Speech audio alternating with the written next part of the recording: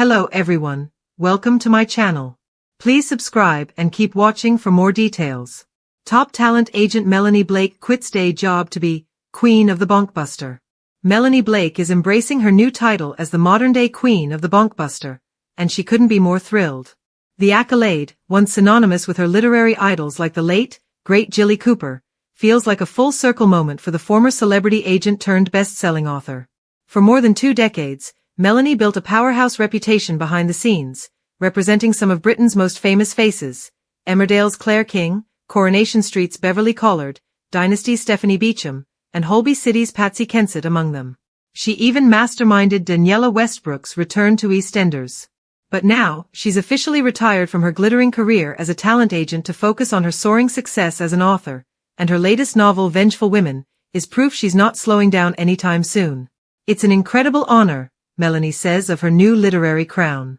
"When my first book hit the bestseller charts, Dame Jilly Cooper sent me a handwritten card that said, 'Welcome to the Bonking Club.' I was gobsmacked.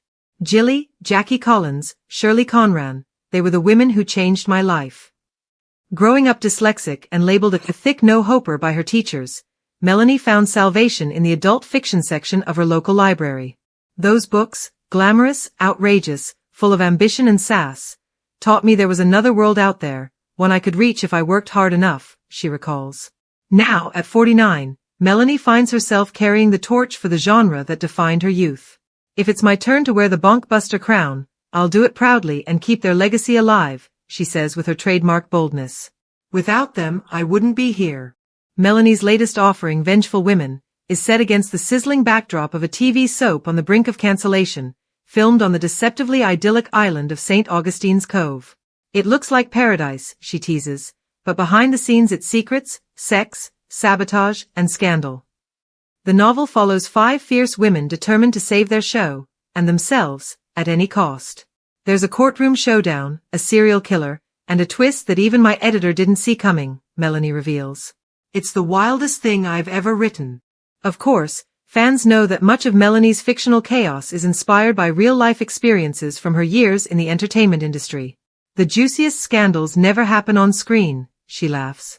"They happen in the dressing rooms, hotel bars, and award show loose. I've seen it all: the drunks, the divas, the cheaters, the blackmailers. In my books, the names are changed, but the sins are the same." Melanie doesn't shy away from the darker side of her career. "There have been betrayals," she admits. "Once, I helped revive a woman's career, only for her to renew her contract behind my back and cut me out. That was the final straw." Still, she remembers the highs with affection. "For 25 years, it was fabulous. The money was wild, the parties were legendary, and the women were icons. I'm proud that I fought ageism head-on, putting older actresses back in the spotlight when everyone else was writing them off."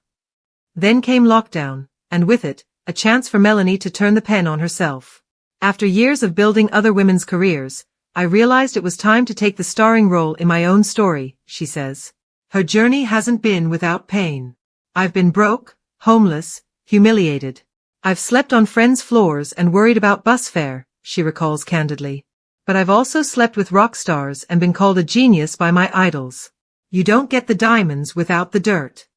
Her first book, The Thunder Girls, made an impact but didn't explode, until journalists began asking if she'd ever write a Bonkbuster. That challenge led to Ruthless Women, which stormed the Sunday Times bestseller list, staying there for 25 weeks and selling in 10 languages.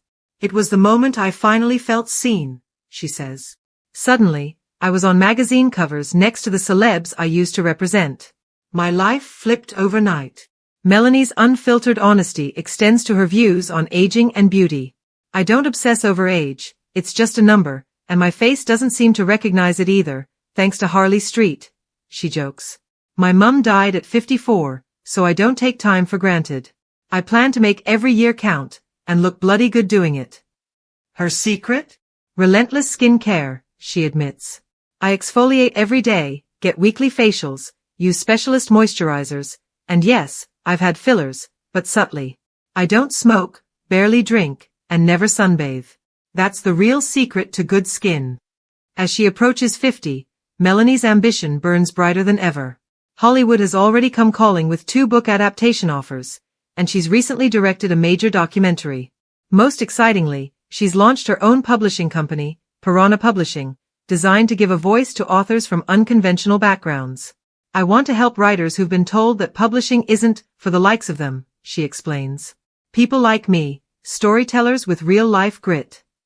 Her fan base is growing rapidly around the world, particularly in Australia, where she hopes to spend more time. Jilly Cooper always said she wanted to stay on top, Melanie laughs. As for me, I want to head down under. Be better, not bitter, Melanie declares firmly. Jealousy is poison. If you want what someone else has, go and get it yourself. From a bullied dyslexic girl who found escape in glamorous novels to a best-selling author carrying the Bonkbuster legacy into a new era, Melanie Blake's story is one of resilience, rebellion, and reinvention. And as she says herself, her best chapters are still to come. If you like the video, don't forget to like, comment, and share.